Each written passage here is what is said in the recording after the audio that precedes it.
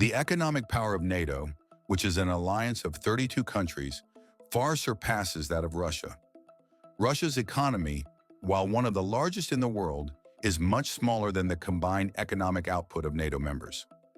The combined GDP of all NATO member countries is enormous, estimated to be over 20 times larger than Russia's GDP. When comparing the militaries of Russia and NATO, it's crucial to remember that NATO's strength lies in its collective defense principle enshrined in Article 5 of its treaty.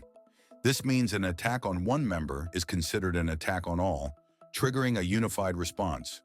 Russia, on the other hand, operates as a single, centralized military power. NATO's conventional military power is vastly superior in terms of personnel, equipment, and technological sophistication. But Russia has been doing its own thing. In this video, Defense Updates analyzes how Russia is testing NATO.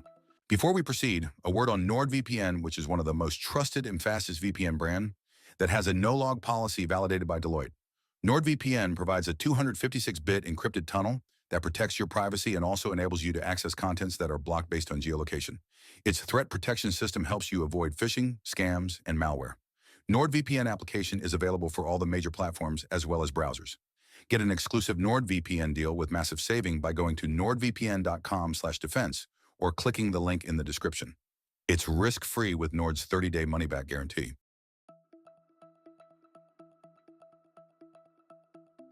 Russia has steadily escalated its nuclear signaling through deployments and exercises that extend beyond its homeland, underscoring the coercive role of tactical nuclear weapons in its military doctrine. In 2023, Moscow announced the deployment of tactical nuclear weapons to Belarus, positioning them directly on NATO's doorstep and highlighting that these systems are intended not merely for deterrence, but also for regional intimidation. This forward basing significantly shortens the response time for NATO forces and amplifies the perception of vulnerability in Eastern Europe.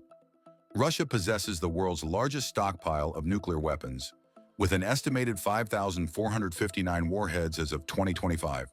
This nuclear capability is a core part of its defense doctrine and serves as a significant deterrent against a full-scale conventional attack by NATO. At the same time, between 2022 and 2024, Russia stationed nuclear-capable Iskander missile systems in Kaliningrad and conducted a series of high-profile exercises simulating nuclear strikes. These drills have often coincided with periods of battlefield difficulty in Ukraine, linking nuclear posturing explicitly with conventional warfighting challenges. Together, the deployments in Belarus and Kaliningrad demonstrate a deliberate strategy to blur the line between conventional and nuclear escalation, reinforce Russia's leverage against NATO, and project the image of a state willing to brandish nuclear capabilities in the face of strategic setbacks.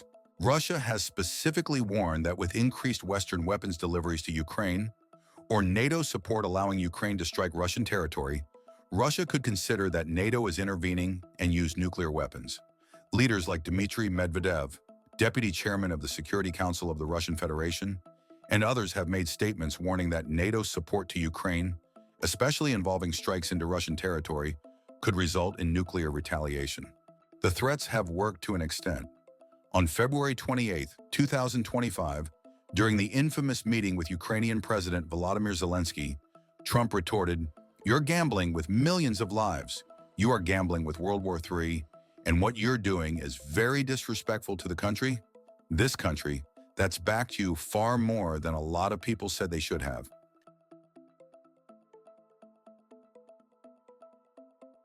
On the night of the 9th and 10th of September 2025, Poland experienced what its government and NATO have described as an unprecedented drone incursion by Russian unmanned aerial vehicles.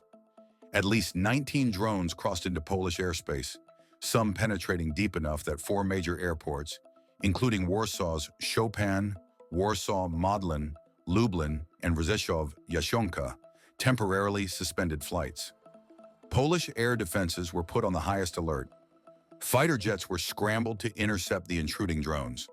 This marks one of the first times that a NATO member has shot at Russian drones in the context of the Ukraine war, blurring lines between aggression and border incidents. In the village of Weriki in eastern Poland, fragments from one of the downed drones damaged a civilian house, roof damage, though no injuries were reported. The Kremlin has denied that the drones were intentionally sent into Polish territory. Russian officials have claimed that there was no plan to hit targets in Poland. Russia has argued that the drones could not reach inside Polish territory based on their stated maximum range of approximately 700 kilometers or 435 miles.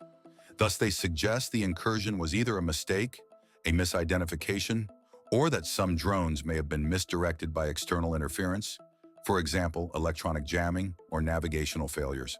But the assessment from Poland is different. Prime Minister Donald Tusk said, "This breach was not a mistake, but it wasn't." And we know it. Polish Foreign Minister Radosław Sikorski stated, "The assessment of Polish and NATO air forces is that they did not veer off course but were deliberately targeted." And more broadly, he has said the incursion was deliberate. Poland invoked NATO's Article 4, which allows members to request consultations when they feel their security is threatened.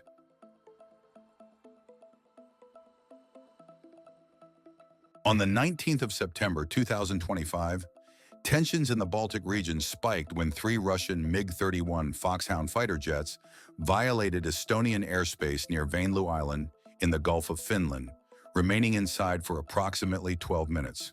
The incident carried multiple red flags under international aviation norms. The aircraft filed no flight plans, operated with their transponders switched off, making them effectively invisible to civilian radar, and ignored repeated attempts at radio contact from Estonian air traffic controllers.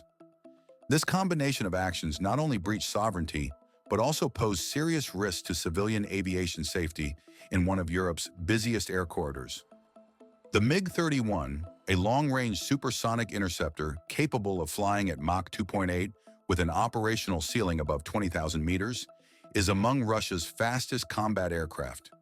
Modernized variants are believed to carry advanced Zaslon-M phased array radars with detection ranges of up to 400 kilometers, 250 miles, and can be armed with R-37M hypersonic air-to-air missiles, giving them the ability to strike high-value targets at ranges exceeding 300 kilometers, 185 miles. Their presence in Estonian airspace was therefore not just a symbolic provocation, but a show of force, demonstrating how quickly Russia could project high-speed, long-range interceptors into NATO territory. NATO responded swiftly under its Baltic air policing mission, which has been active since Estonia, Latvia, and Lithuania joined the alliance in 2004. Italian F-35A Lightning II stealth fighters stationed at Amari Air Base scrambled to intercept and escort the intruding jets out of Estonian airspace. By sending MiG-31s into Estonian skies without identification or communication, Moscow sent a calculated signal. It is willing to test NATO's readiness, probe its response times, and keep pressure on the alliance's northeastern flank.